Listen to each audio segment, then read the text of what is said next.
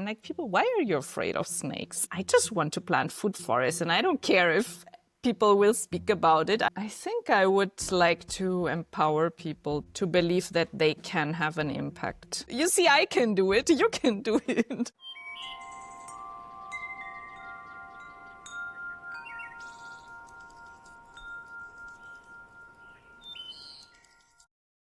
Welcome to the new episode of the Food Forest podcast, and we are in Greece today with Sheila Darmos. She's a regenerative pioneer in Greece, and actually she studied sociology in Germany, but then she returned to Greece troubled by rural decline and ecological fragility. Right now she leads the Southern Lights, an agroforestry and regenerative education hub in the Peloponnesos, and she grew up in a Greek organic farm that she now owns, Silver Leaf, which she is transitioning into regenerative agroforestry, a fantastic, beautiful food forest where she grows olives and all other delicious Mediterranean stuff. Welcome, Sheila. How are you doing? I'm very well. Thank you, Louis. It's great to be here. Where are you right now? I'm in my farm, in the Southern Lights farm in South Peloponnese. If you say Peloponnese, how can people know where that is? What kind of interesting things are there, touristy places that people might know? People might know Monemvasia. People for sure know Sparta, which is actually where I'm born. It's a bit west of Athens, which probably most of the people know.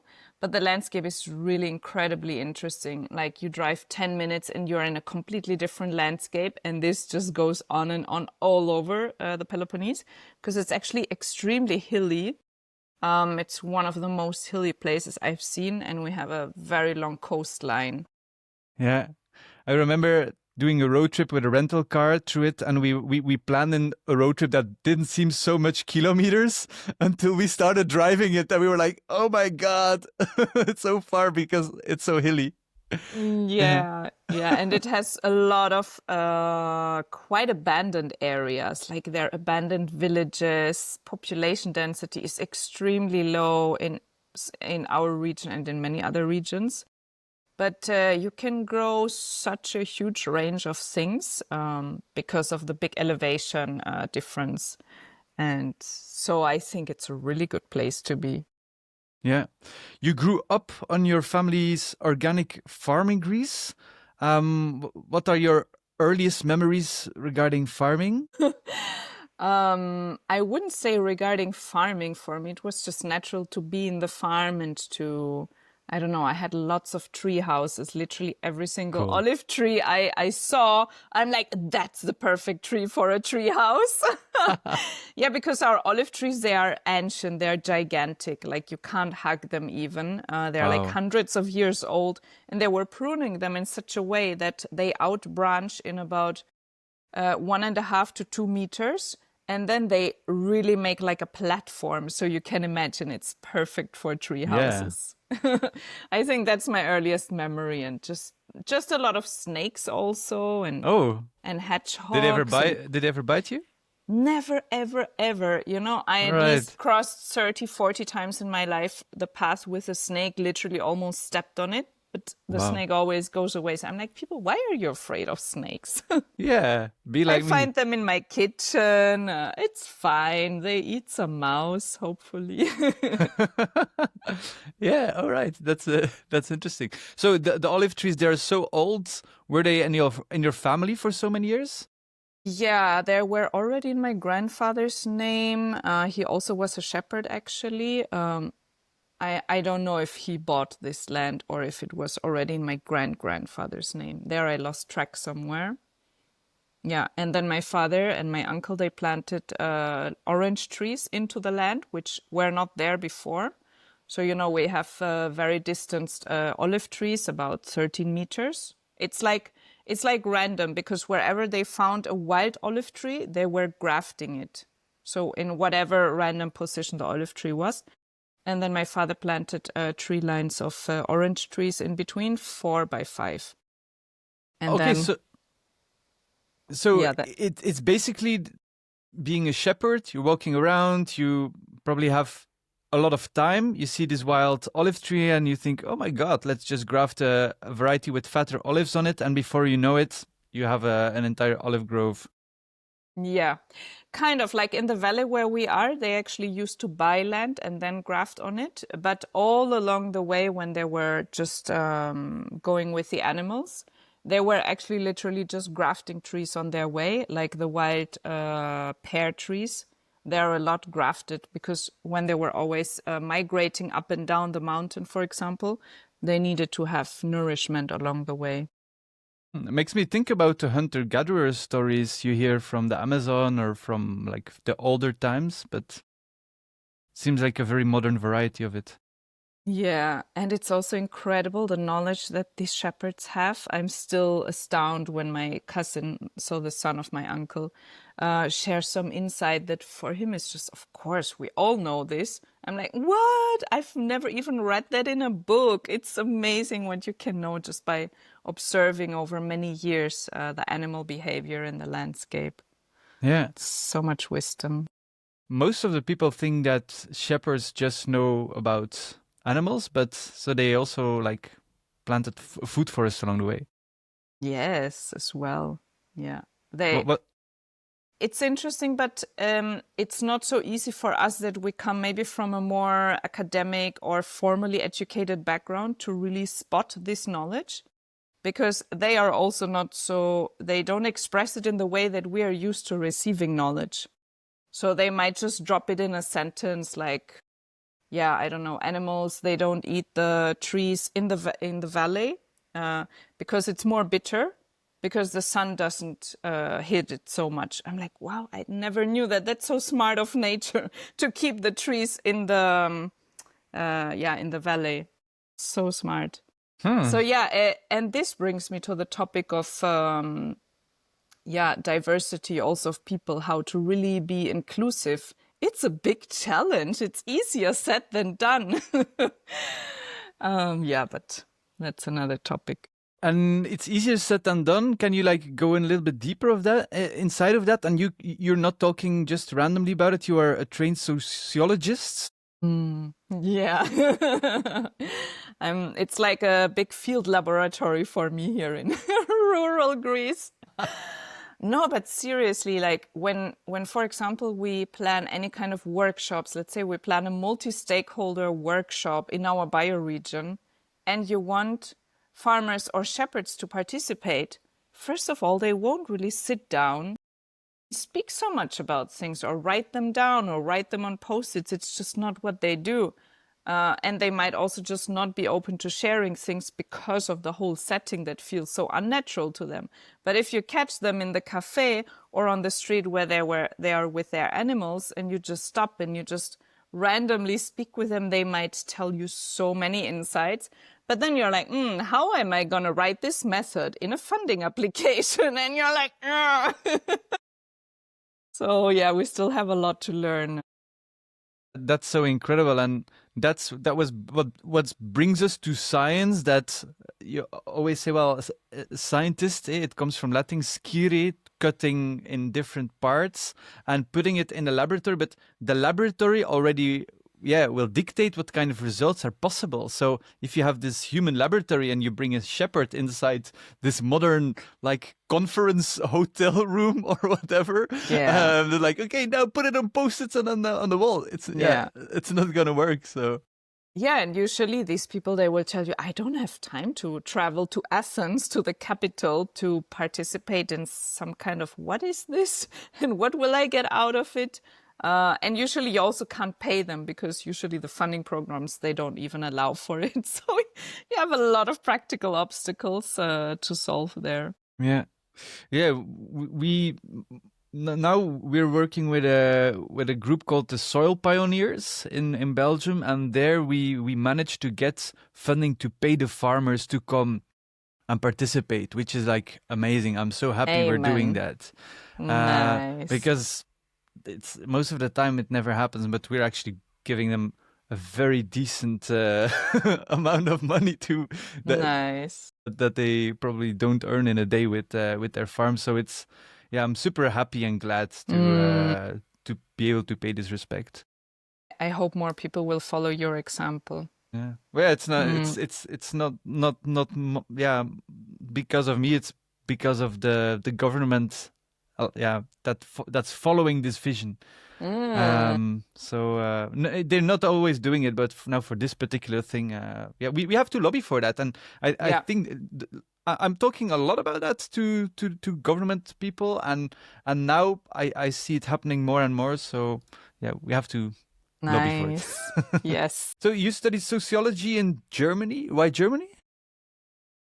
Actually, funnily, from 4 to 24 years in my life, I lived in Germany mostly. I came to Greece like every summer, every vacation I could, but I spent a lot of time in Germany. So naturally, I studied there as well. Yeah. And what made you like leave Germany? And like Greece and Germany are often like opposites of the pole. They say that where Germany is like very strict and very well regulated, then Greece is more like chill. And is that true, or is it a stereotype? I would say people in Greece, they have a very free spirit, I would say. You can't really put them into boxes. They are much more spontaneous, outgoing, and Germans are much more calculated and reserved, I would say.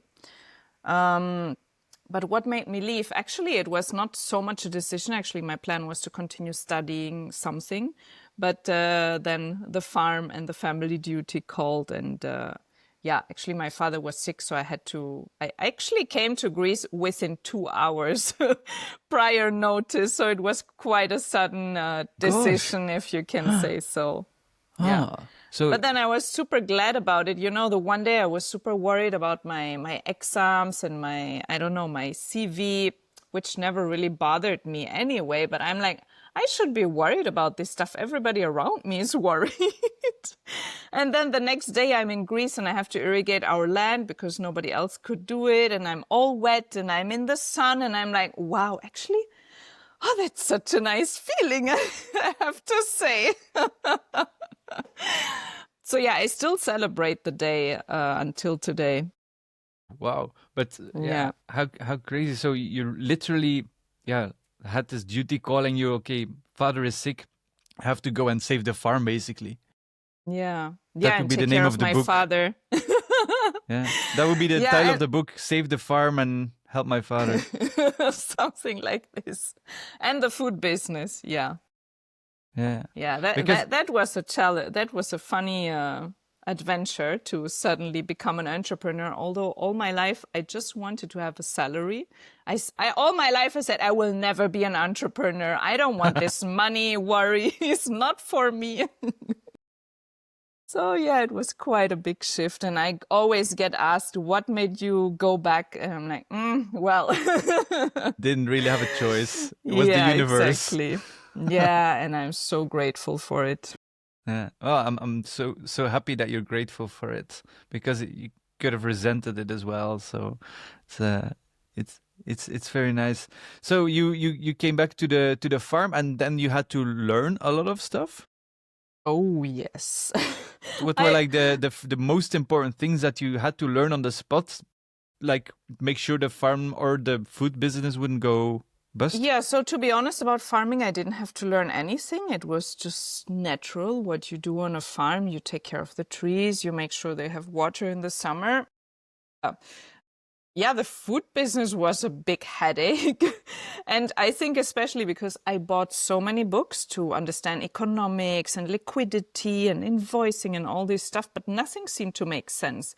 I always felt I have to filter out at least half of the book's content, which is about profit maximization and these things. I'm like, but I don't care about that. When you're a sociologist, you always try to bring in the social aspect. I'm like, yeah, but where's the fairness, And there was like no book about it, or I didn't find any book. And it's only 10 years later that I found Frédéric Laloux. Yeah. Frédéric Laloux's book. And I'm like, finally, I'm not so crazy after all. So for me, it was really very relieving to read this book, actually. And But what did you learn from Frédéric Laloux's book? That I'm actually not so crazy after all how I think a business should be run, and that actually social and environmental considerations should be at the forefront of everything. That making forecasts, financial forecasts for the next 5 years and like business plans actually doesn't make so much sense. It's like, I love this example in his book. It's like driving a bicycle with like exact plan, and then you can't really respond to challenges ahead because you're so much stuck on the plan you had in your mind. But also, the whole way of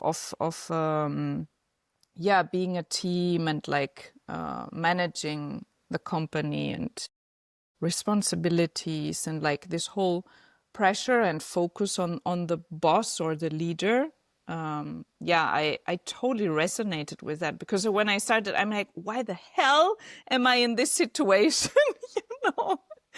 I have full responsibility for everything. I'm always to blame. That's just too much pressure for one person. It doesn't make sense, and it's also not healthy.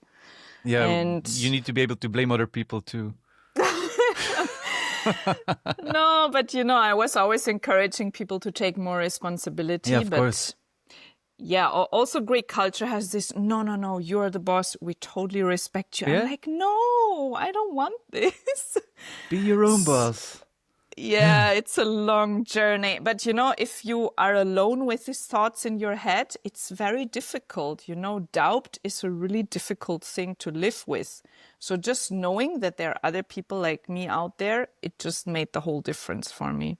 Wow. And you don't feel so alone anymore, knowing that, oh, right, there are other crazy people out there really going for that. So Yes. how did you implement that? And tell me a little bit more about the food business. So you have an organic farm, which you are making more and more diverse.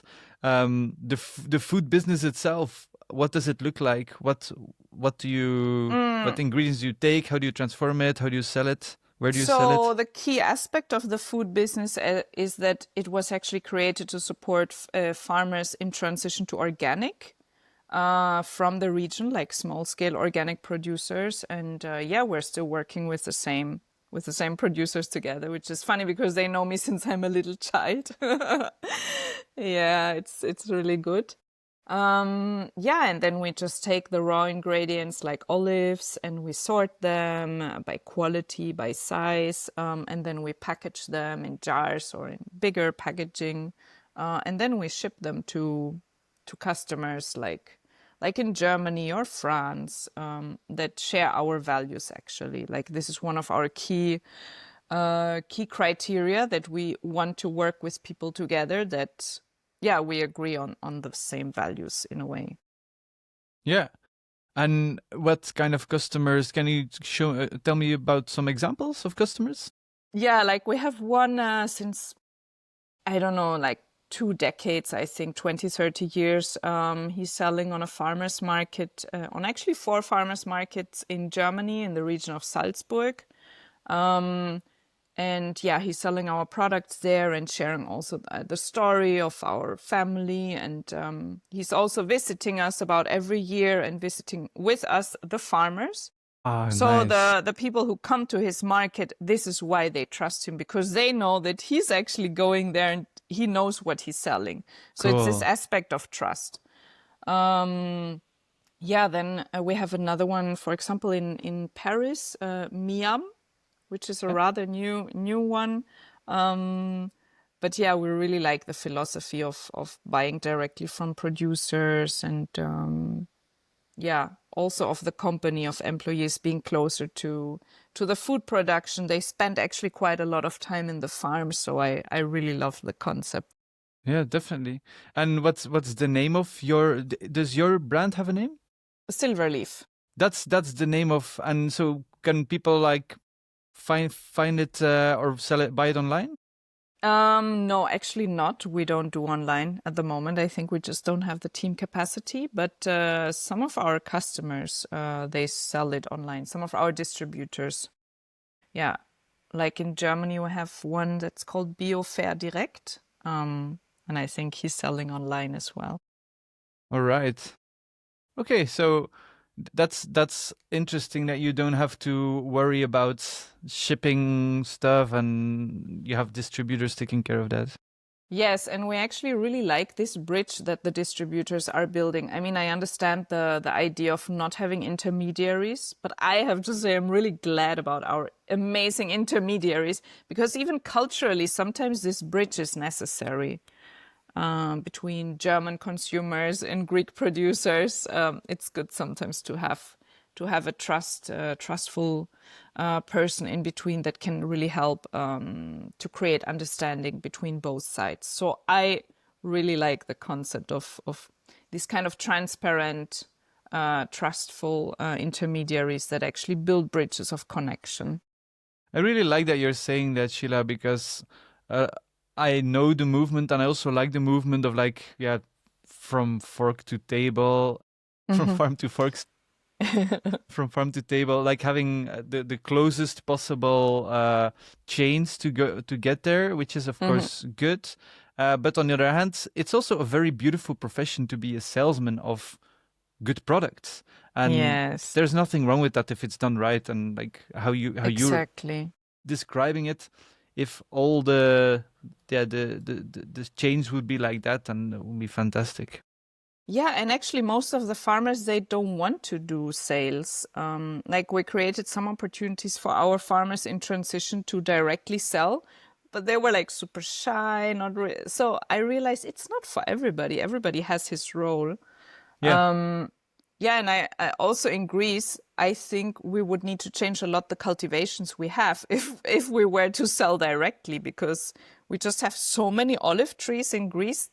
We can't possibly eat all of the olives or olive oil ourselves.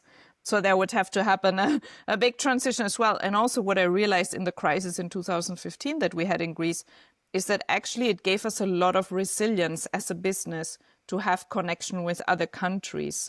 Yeah. So I think that's also a very important aspect. So to be connected with other elements in the broader ecosystem, I think is very important when it comes to resilience. Yeah, it's like this game people sometimes play with a group. They have like this ball of rope and they like throw it towards each other. Imagine like all these people are different countries and you're selling to different countries. If one country falls down, the entire network will not fall down. But if like a lot of countries will fall down, some people will like lose their balance. But like how you're describing it, it makes Yeah. total sense. And yeah, it's like in nature, if there's like one weaker link, then the other stronger one will keep the balance. So Yeah. I didn't know that with the crisis in 2015 that thanks to those links Yeah. you It did survived. help a lot. And also because of the nature of our clients, there was so much solidarity Yeah. that really helped us get through this big mess that Greece was Oh, in. Yeah, so so what? I think I wouldn't run this food business if it wasn't for this type of clients that we're having. I would have just closed and said, no, I'm not going to give you our products. You're not a nice person to be around. Wow, yeah, Yeah. yeah, I can imagine. And did it go so far that people were like saying, "Oh my God, the Greeks are in problem. Let's all buy 10 liters of olive oil right now. You're gonna need them anyway in your life, so let's just have this financial push." In a way, no, I think what was more important is, in 2015, we had the capital control. So suddenly you couldn't get any money out of the bank account. It was literally insane. You couldn't really buy things. It was really weird, a weird situation. So some of our distributors, they actually prepaid their whole yearly needs to us so that we Wow. would solve our problem of liquidity. My God, that's That's that's relationships, eh? That's having a deep yeah. connection, eh? Yeah, exactly. Oh And my I God. think this is how it should be because, we build our businesses in a way upon each other, like we rely a lot on each other. So it's just natural that these things also come into play. Like it's human connections, they go way beyond the transaction, the business making. And I think that's how it should be. Wow, Yeah. very heart touching. Silverleaf began as one of the earliest organic farms in Greece, so very cool. But you like transformed it even further with regenerative agroforestry. Can you like guide me a bit through the steps? Like, what did it look like when you rushed from Germany back to Greece, and how does it look like now, and what happened along the way regarding Yeah, plants and diversity? it's actually quite funny. It was not really so much me. It was more the farm itself that took the steps. Okay. Yeah, it's crazy. I didn't even know anything about food forests or agroforestry when the transition happened, actually. So in 2015, when I took over the farm, very briefly before, we had grafted most of the citrus trees in our farm, which meant we cut them at the base. And then we grafted them something else. So suddenly the soil was exposed to a lot of sunlight. And from everywhere, mulberry and fig trees started growing. And I walk into the farm more consciously because it was the time when my father passed away and I had all these bureaucratic challenges. And I walk into the farm, I'm like, oh, this is weird. What are all these green things? And I look close and I'm like, oh, that's mulberry trees. And there's quite a lot of them. And as I realize what's going on, I'm like, oh, wow, this is going to become a forest of mulberries. And so I started contemplating about this fact and speaking with some people, like with the pioneers in Greece on natural farming and on permaculture. And finally, everybody told me something different. Of course, a lot of neighbors and cousins of cousins, you know, we have a huge family. They were passing by the farm and they said, Sheila, what are you doing there? You have to clean your land. You have to cut all these trees. Yeah, you're growing citrus. So you have to cut all the rest. And you know, as I'm close to these trees and I'm approaching them, I didn't feel it makes any sense at all to cut these trees. So I just left them. And what we also did with my cousin at that same time, because we were managing the farm together, we were going a lot on the mountain that burned. You know, in Greece, we always have these wildfires. And we saw in some huge areas, the mountain is just not coming back, the forest, sorry.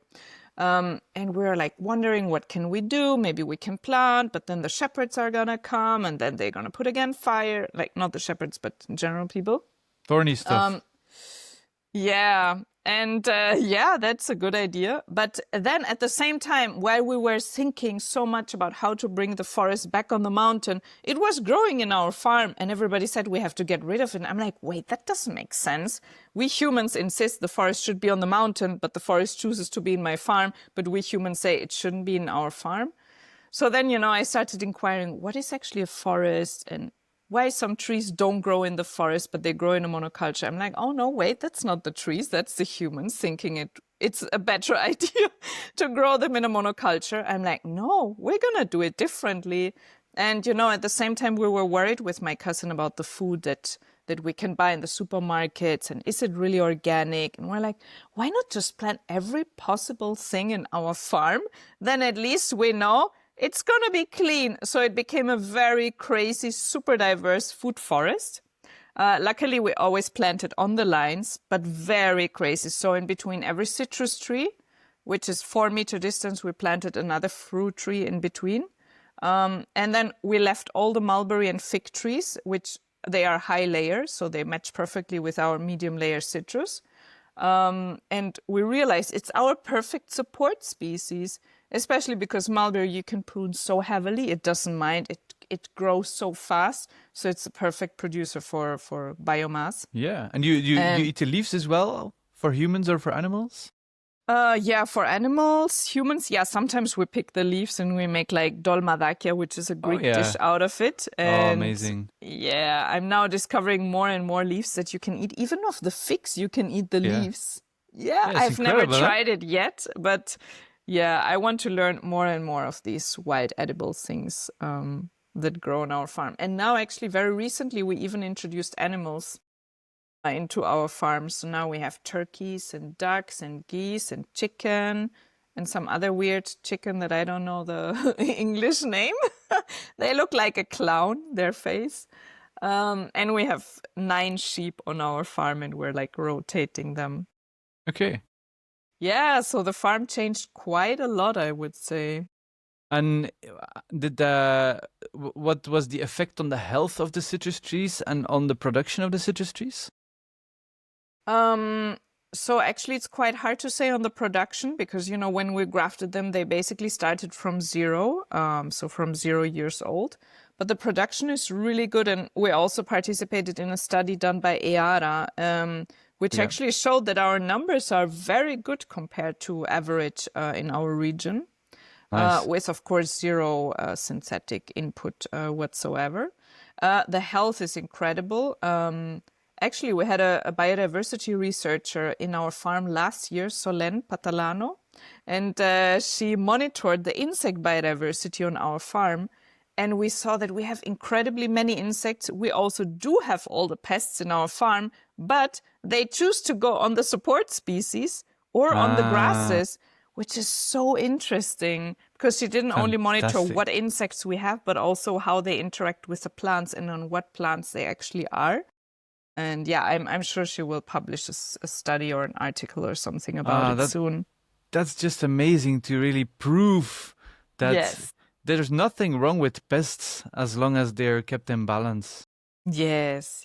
I think that's the huge advantage of our farm because also we experiment so much with so many different species. The story I told you is from 2 hectares. From a 2-hectare plot. I mean, in total, we're managing about 5-6, but this experiment happened on a 2-hectare plot. And we have more than 100 different fruit trees and shrubs there, probably 150. So you can imagine it's a huge biodiversity on a very small plot. And it seems that we're also attracting all the biodiversity from the neighboring farms that are monocultures, conventional. So yeah, we're like the refuge of insect and wildlife in our region. Yeah. And so if I would walk through it right now, I would be able to walk between the rows because those are clean and it's in the rows itself that you went crazy. Yeah, exactly. In between, we didn't plant. We seed, sometimes green manure, but we planted always on the lines. Yeah. Which green manures do you use? Different, like veg or... Yeah, we usually use a very diverse mix. Yeah, some leguminous, lupins. Yeah. What amount of rainfall do you have approximately? Do you know? About 850. Okay. Yeah, it's quite good actually. Yeah. Nice. So do you need to till or plow the soil a little bit to break the capillarity or not at all? No, not at all. That's good. Yeah. Ideal. Yeah. But actually in our region, these last years, we quite have a big water problem because people are just over-irrigating. So the water table is dropping more and more. And slowly people start to become aware of our crazy mulching practices. Like recently we brought trucks full of olive leaves to our farm to really put a big layer of mulch, and people drove by and they were like, we all have water problems, but I'm sure you don't have because of your mulching. So that's good. Yeah, it does take time for the seeds to sprout and to be translated into actually behavior change, but it's just this how it can happen. I think you have to see it. You have to see it in practice and then have time to think about it, have time to ask your questions. Yeah. Because you're not just a farmer, you're also an influencer. You created the Southern Lights, an educational hub, a regenerative educational hub. How does it work, wanting to educate people in the neighborhood? Yeah, it's a good question. And it keeps evolving I think no year we do the same as we did last year. So in the beginning, we just opened our farm to other people to just do experiments together. We learned somewhere how to do a biodigester. So we gathered our friends and were like, hey, let's make biodigesters for everybody. Then we started running educational courses on our farm for other youth workers all over Europe. Yeah, and then in 2021, we actually started the Regenerative Farming Support Program because after doing a food forest tour, because I didn't have anything better to do on the weekend than planting food forests. And then people were calling me from all over Greece and farmers were calling me if I can help them transition. I'm like, oh, okay, wait, if it's for farmers, let's set this up a bit more. professionally. And Cool. this is how the regenerative farming Greece actually was initiated. And the way we started, basically back then, nobody in Greece spoke about Regenag. Nobody knew it. It was like not existent almost in Greece. And so we started actually with 6 pilot farms to support some farmers to transition to actually bring it on the ground into Greece. And then just some media work, we created videos. Then we went to translating a lot of videos from French, from Portuguese into Greek, and even doing voiceover so people can just listen to it. Cool. Yeah, it's funny, like most of the voices are actually friends of mine. So I tune in and I hear one of my friends speaking. I'm like, oh, that's so good to hear you. And what Nice. I think one of the best things we started doing is 2 years ago, I think, we started creating local networks for farmers who want to transition. And so that had the impact that farmers realized they're actually not alone in their region with thinking it's insane the way we farm. And I think that was a very crucial piece for people to realize, I'm not alone. And then people can learn from each other. So it's this peer-to-peer learning networks. And our plan is to create learning networks all over Greece so that every farmer, wherever he is, there is a network close to him where he can connect with other farmers. Yeah, and slowly we want to go a bit more into policy work. Because there are really some regulations that literally don't allow you to do regenerative practices. Like agroforestry is That's so not crazy. known in Greece. Yeah, it's crazy. And then I'm on some conferences, and policymakers and researchers are wondering, how can we make the farmer change his behavior? And I'm thinking, well, maybe get rid of the laws. Don't make it illegal. Yeah, that would be a good start. But it seems to be a big mess with all the laws and regulations. And I think there has also to happen a lot of educating the policy space. Yeah, and people in public positions, service positions. We need to gather a lot of money to pay some lobbyists to lobby for it. It's a thing we're working on to really just try to amass enough money to have like one full-time lobbyist in Europe to really just lobby to make it more easy to have trees on farms. Yeah. It shouldn't be difficult actually in the first place. No. Definitely not. But you are working as an EU soil mission ambassador. You are tasked with influencing the policy. How does that work? I'm encouraged to share the soil mission goals, which anyway I'm doing actually. So it's just giving it like a stamp in a way. And I think it can be quite useful when speaking to some Greek politicians to say, hey, the EU checked me. They did a background check on me, so you can trust me. Yeah, I'm not just some crazy hippie, Nothing against hippies.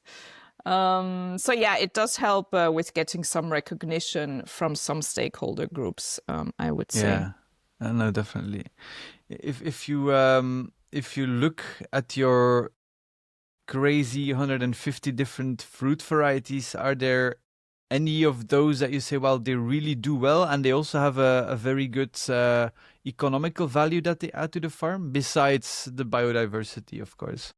Yeah, we did introduce also guava that I think is quite interesting for us, pomegranates. Then maybe on a more like Greek level, we also have apricots that are quite interesting, nectarines. We even have apples on our farm, although we're like 40 meters above sea level.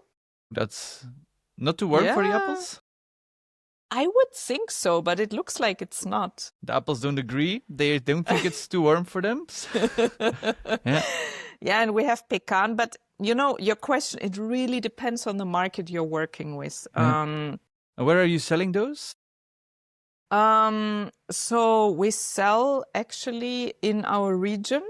We also sell in Greece, and then some fruits we sell in Germany and some in France as well.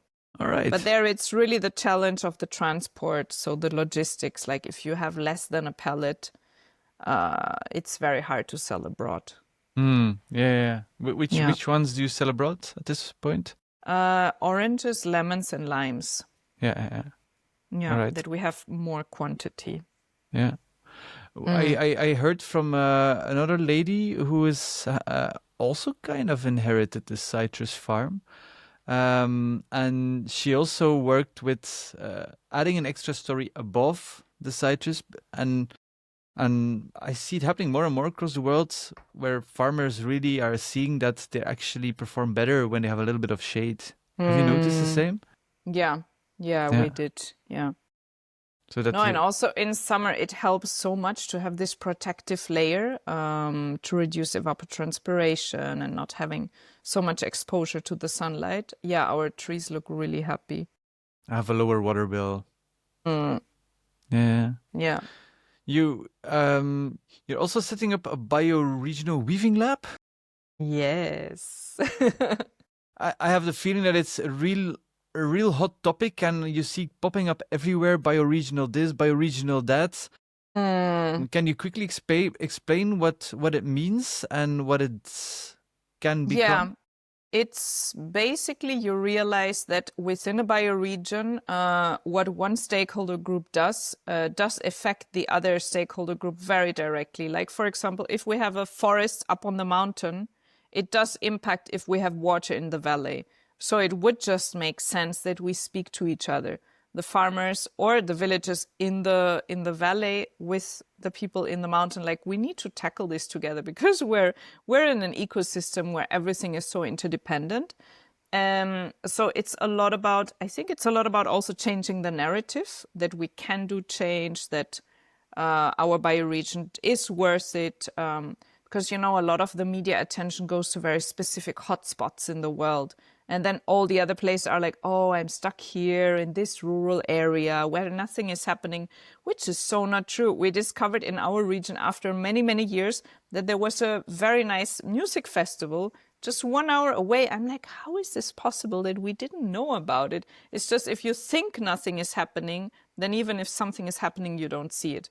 So it's a lot about changing the narrative and giving power and encouraging people and inspiring people to take action. But then it's also about multi-stakeholder collaborations, like really bringing different stakeholders together and working on a shared vision and a shared plan. And it's quite interesting. Like, since we started it, it actually took a different course than we might have foreseen in the beginning. But what happened is actually super interesting.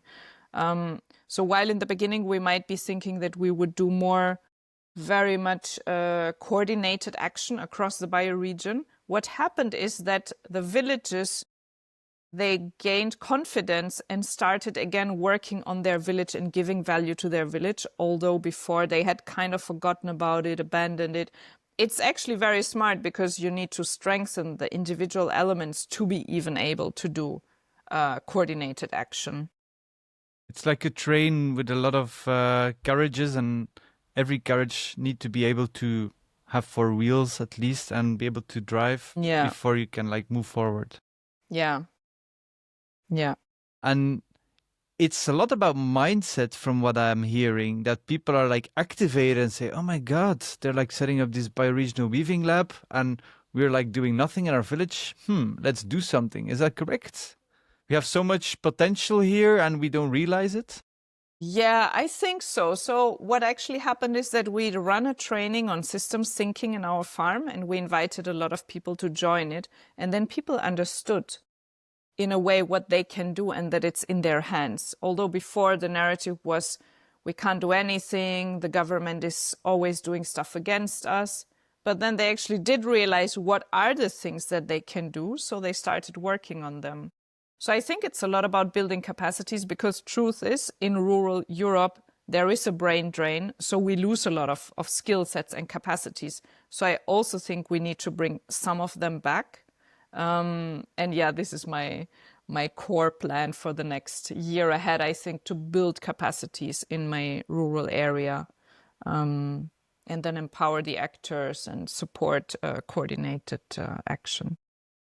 Because you moved from you still work on the farm, but you moved to a village nearby? Yeah, so actually I started spending more time in my mountain village, following kind of my grandparents' example that there were, in summer, they were always up in the mountain village. And in winter, when it was too cold there for their animals, they used to move down the valley.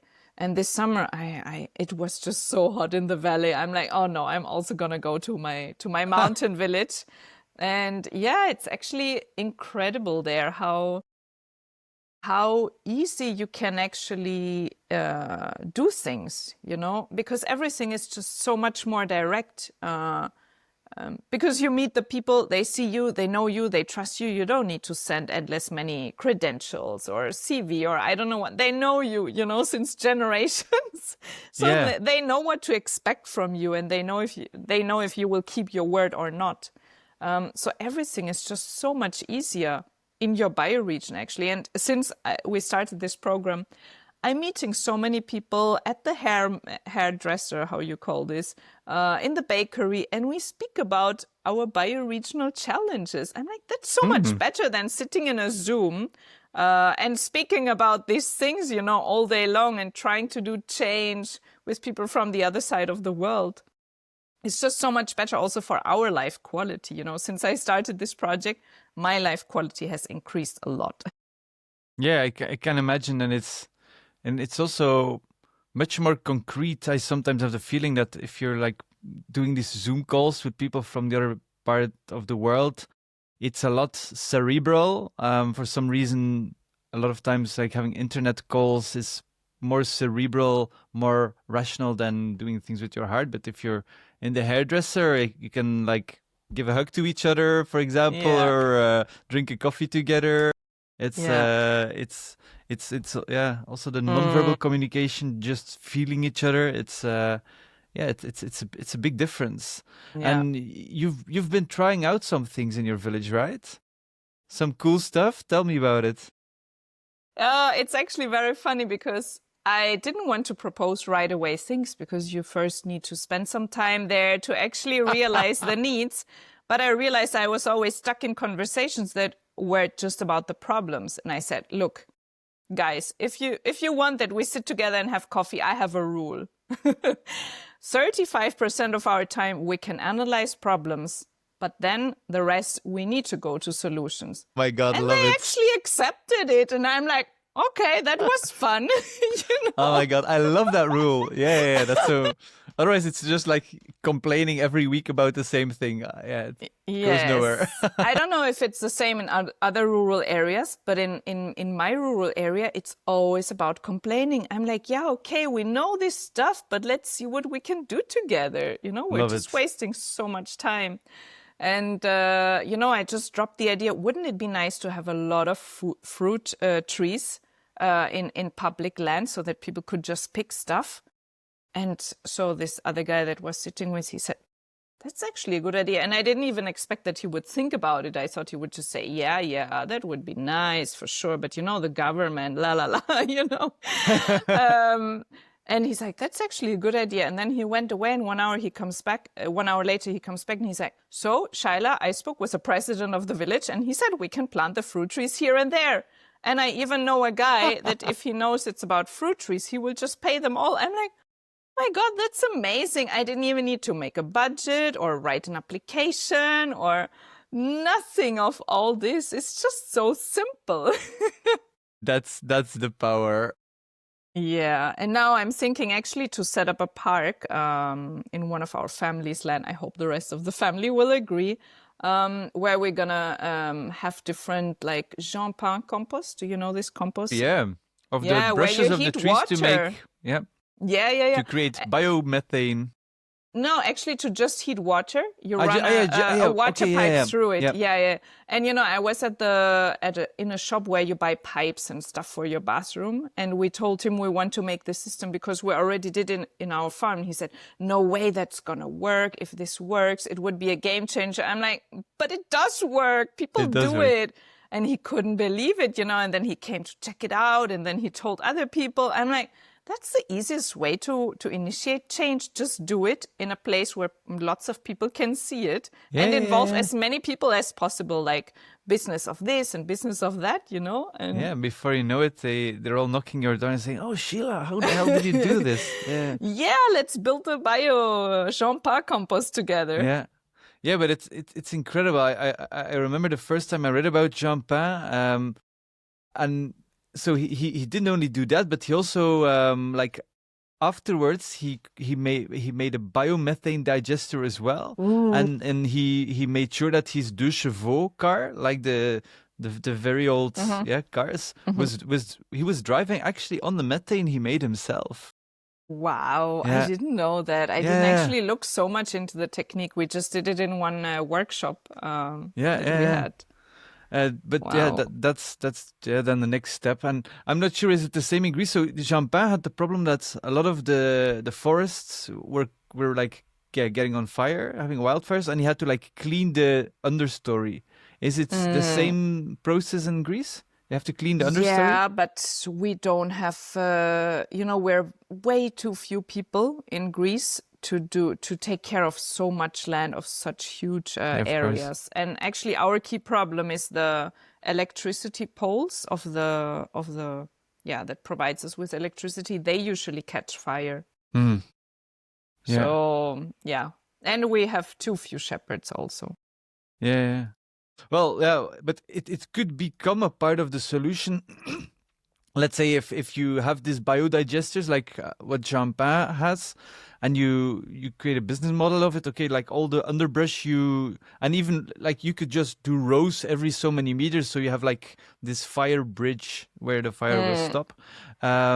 If you do like so many few meters, and then with the materials you create methane, and you use this methane to drive with your car, mm, or cook or do whatever, then yeah, maybe there is some yeah, business model behind that. I don't know. we will look into it. But so your village, you're already starting a food forest the first year you're living there, but you're also starting a library thing. Yes. Yeah, so within regenerative farming Greece, one of our ideas is to bring books about regenerative farming to all the regions where we have a local network.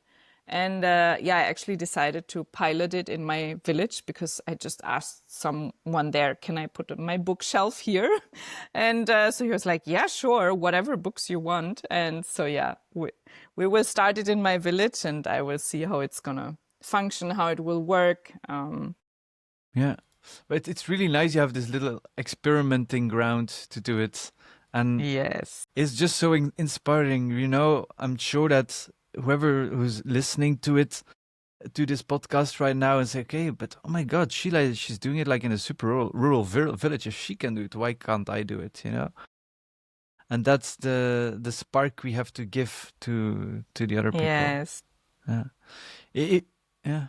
If you look back on your journey, what do you see as your number one proudest achievement that you really say, okay, this is like the thing I'm the most proud of? Mm.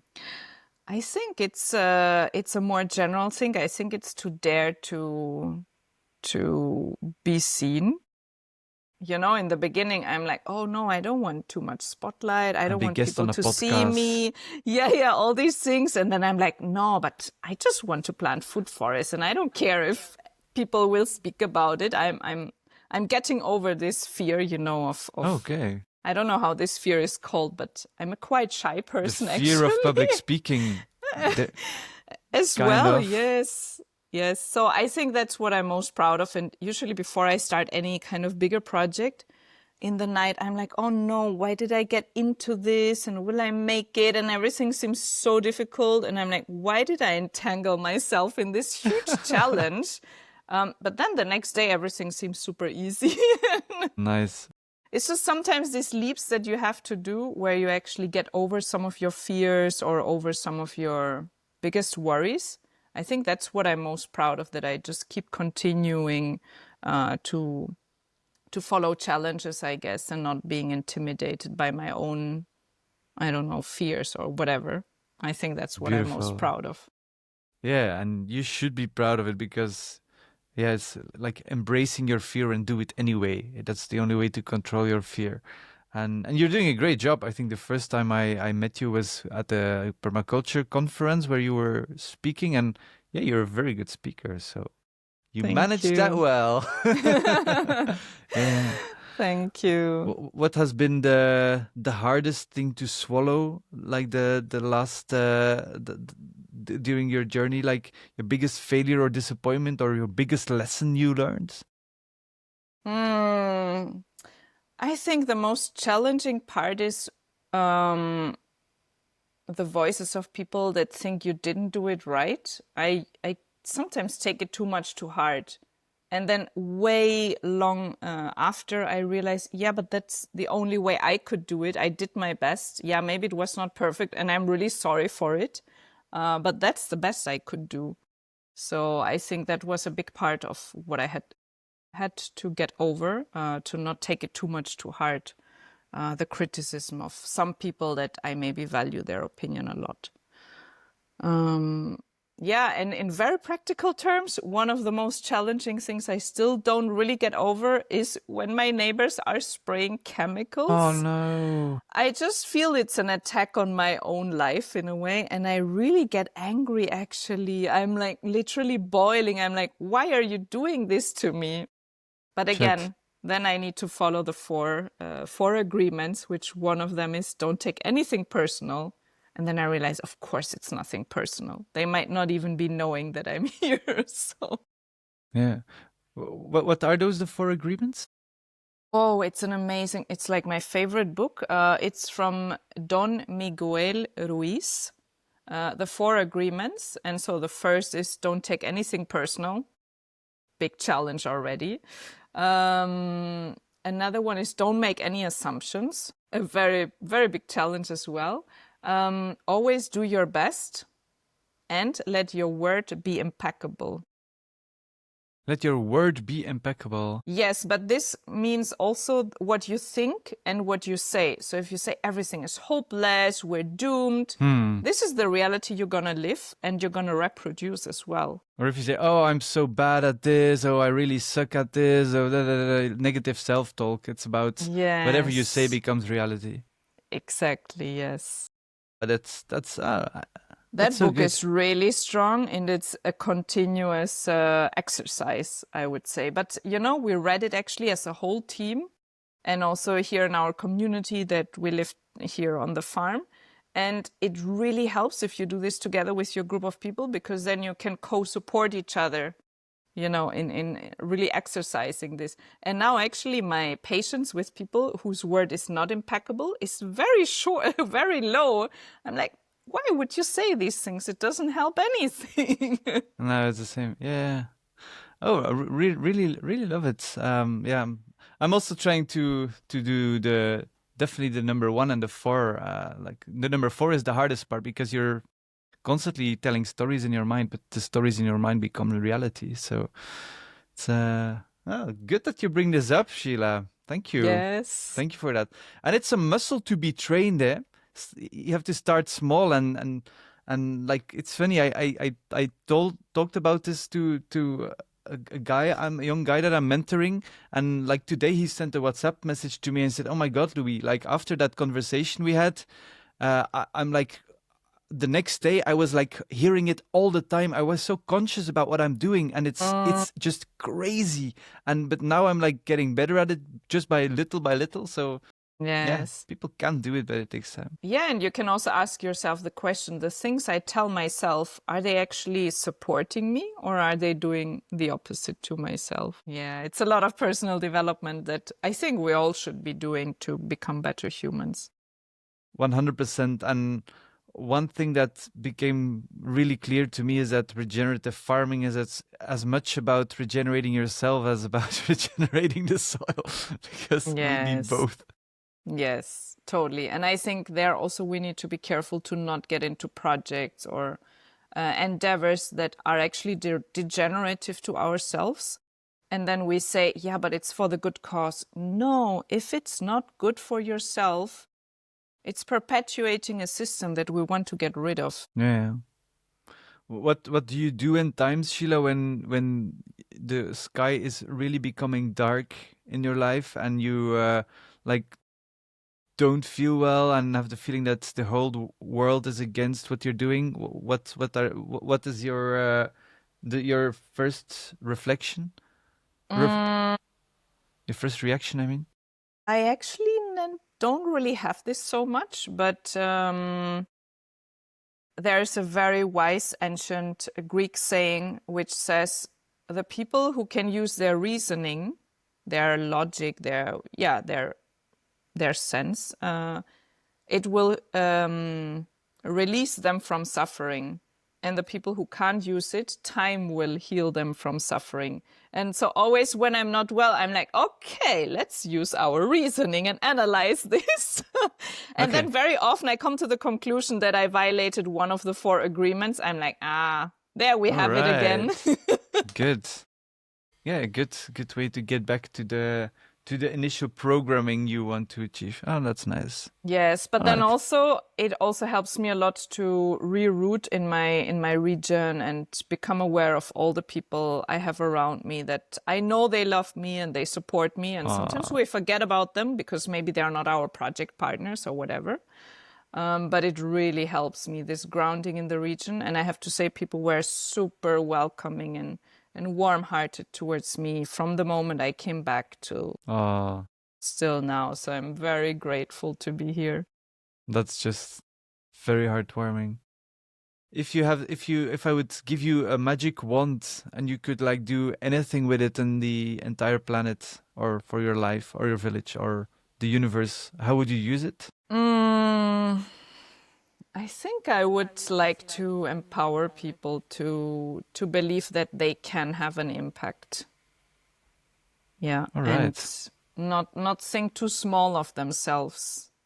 I think this is what I'm like, no, but I know you can do it as well. You see, I can do it. You can do it.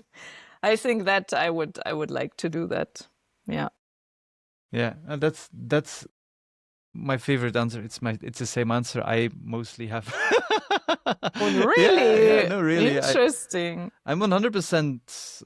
Yeah, I 100%. I'm sure that if you empower everybody to just follow their bliss and know what they're worth, all problems will Yeah. be solved instantly. Because why do we suffer? Why do we get in conflict? It's because we're not true to ourselves. It's a Nice. very That's philosophical. Is your podcast always so philosophical?